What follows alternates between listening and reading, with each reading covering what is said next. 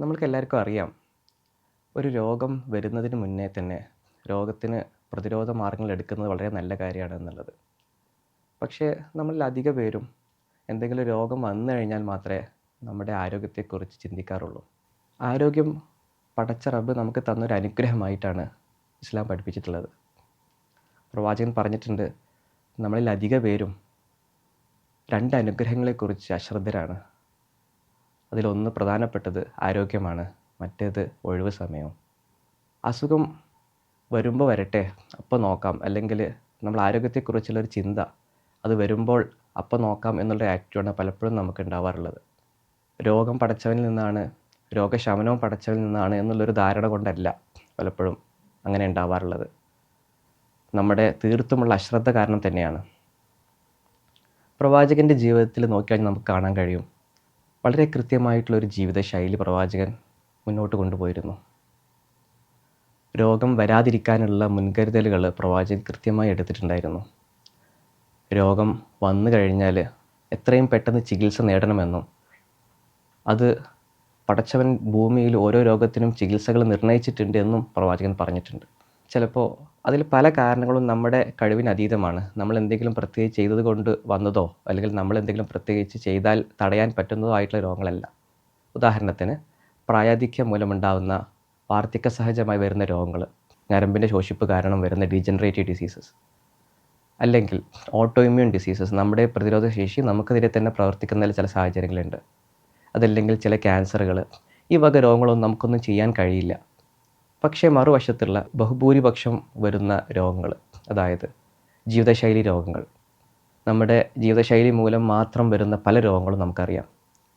പ്രമേഹം, രക്താതിസമ്മർദ്ദം, കൊളസ്ട്രോള്, അല്ലെങ്കിൽ ഇതുമൂലമുണ്ടാകുന്ന കോംപ്ലിക്കേഷൻസായ സ്ട്രോക്ക്, ഹൃദയാഘാതം പോലുള്ള രോഗങ്ങൾ. ചില കുടുംബങ്ങളിൽ ഈ രോഗങ്ങൾ അധികമായി കണ്ടുവരാറുണ്ടെങ്കിലും ആ കുടുംബത്തിലെ ആളുകൾ കുറച്ചധികം ശ്രദ്ധിക്കണമെന്ന് മാത്രമേ ഉള്ളൂ.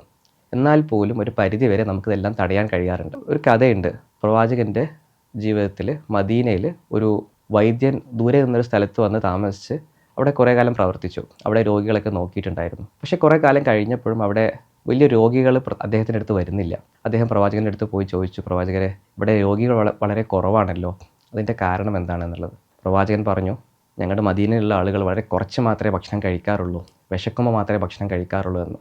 അതുകൊണ്ട് തന്നെ ഞങ്ങൾക്ക് രോഗങ്ങളും കുറവാണ് എന്നുള്ളത്. പ്രവാചകൻ്റെ ജീവിതത്തിൽ ഈ ഒരു മെസ്സേജ് വളരെ ക്ലിയർ ആയിട്ട് പ്രവാചകൻ പല സമയത്തായിട്ട് നൽകിയിട്ടുണ്ട്. പല സ്വഹീഹായ ഹദീസുകളിലും നമുക്കിത് കാണാൻ കഴിയും.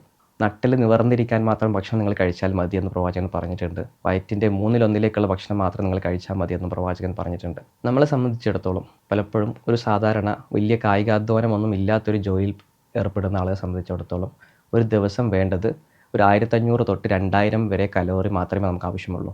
അതിനർത്ഥം ഒരു നേരം നമ്മൾ ചോറ് കഴിക്കുകയാണെന്നുണ്ടെങ്കിൽ 1-1.5 കപ്പോ ചോറ്, 1-1.5 ചെറിയൊരു കപ്പ് എടുക്കുകയാണെങ്കിൽ 1-1.5 കപ്പോ ചോറ് നമുക്ക് ആവശ്യമുള്ളൂ. അതിലധികം രണ്ടാമത്തെ ഒരു കപ്പ് എടുക്കുമ്പോൾ അത് നമ്മുടെ ശരീരത്തിന് ബാധ്യതയുമാണ്. മാത്രവുമല്ല അത് പ്രവാചകൻ്റെ നിർദ്ദേശത്തിന് വിരുദ്ധമാണ് എന്നൊരു ബോധ്യം കൂടി നമുക്ക് ഉണ്ടാവേണ്ടതുണ്ട്. പിന്നീട് വരുന്ന മറ്റ് കാര്യങ്ങളുണ്ട്. ഭക്ഷണം എത്ര കഴിച്ചു എന്നതുപോലെ തന്നെ പ്രധാനമാണ് നമ്മൾ എന്ത് കഴിക്കുന്നു എന്നുള്ളത്.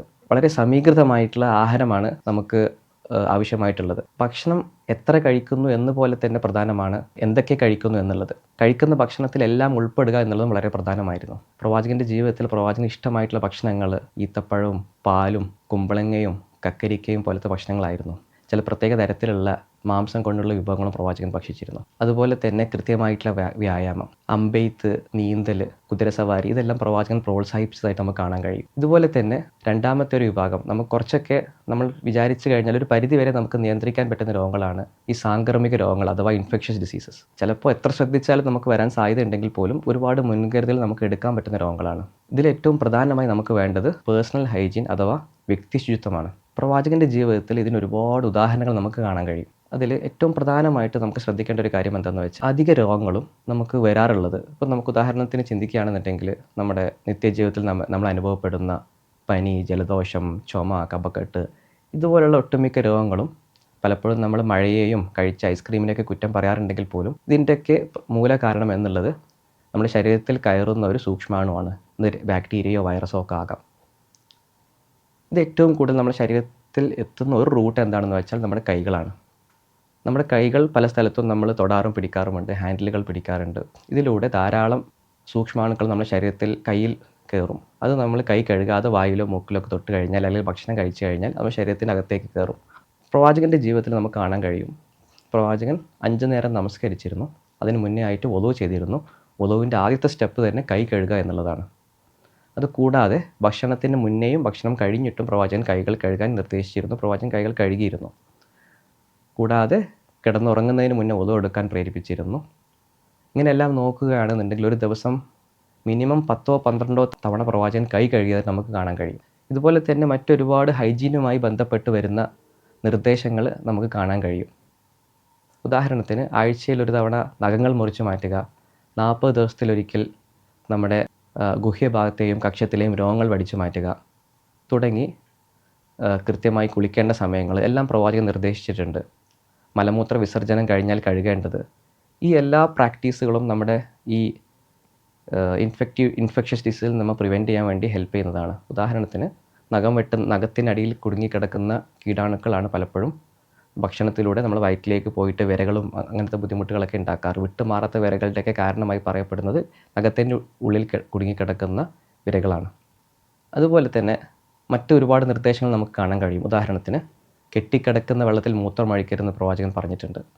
അതുമൂലം പല രോഗങ്ങളും സ്പ്രെഡ് ആവാനുള്ള സാധ്യതയുണ്ട്. മറ്റൊരു നിർദ്ദേശം, പ്രവാചകൻ്റെ വളരെ ശ്രദ്ധേയമായ നിർദ്ദേശം നമുക്ക് കാണാൻ കഴിയുന്നത്, തുമ്മുമ്പോൾ അല്ലെങ്കിൽ ചുമക്കുമ്പോൾ കൈ കൊണ്ടോ വസ്ത്രം കൊണ്ടോ മുഖം പൊത്തിയിട്ട് ചുമക്കേണ്ടതുണ്ട്, തുമ്മേണ്ടതെന്ന് പ്രവാചകൻ പറഞ്ഞിട്ടുണ്ട്. പല രോഗങ്ങളും നമ്മൾ ജലദോഷമാണെങ്കിലും ചുമയാണെങ്കിലും അത് ഒരാളിൽ നിന്ന് മറ്റൊരാളിലേക്ക് പകരാൻ സാധ്യതയുള്ളതാണ്. അത് തുമ്മുമ്പോൾ കൈയോ തൂവാലയോ വസ്ത്രമോ വെച്ച് മറക്കുമ്പോൾ അത് വേറൊരാളിലേക്ക് പകരുന്നതിനുള്ള സാധ്യത വളരെ കുറയും. മറ്റൊരു നിർദ്ദേശം, വളരെ ശ്രദ്ധേയമായിട്ടുള്ള നിർദ്ദേശമാണ്, ഒരു പ്രവാചകൻ്റെ കാലത്തൊരിക്കൽ പ്ലേഗ് പിടിപെട്ടിരുന്നു ഒരു പ്രദേശത്ത്. പ്രവാചകൻ പറഞ്ഞു, ആ പ്രദേശത്തുള്ള ആളുകൾ അവിടുന്ന് പുറത്തേക്ക് വരരുത്, മാത്രവുമല്ല മറ്റ് പ്രദേശങ്ങളിൽ നിന്ന് ആളുകൾ അങ്ങോട്ട് പോവുകയും ചെയ്യരുത്. ഇന്നത്തെ കാലത്ത്, ആധുനിക കാലത്ത്, കോവിഡ് കാലത്ത് നമ്മളെല്ലാം അനുഭവിച്ച ക്വാറൻറ്റൈൻ രീതികളുമായി വളരെ ബന്ധപ്പെട്ട് നിൽക്കുന്ന നിർദ്ദേശങ്ങളാണിവ. കോവിഡ് പോലെ തന്നെ വളരെ പാൻഡമിക് ആയിട്ട് വളർന്ന് പന്തലിക്കാൻ സാധ്യതയുള്ളൊരു അസുഖമായിരുന്നു പ്ലേഗ്.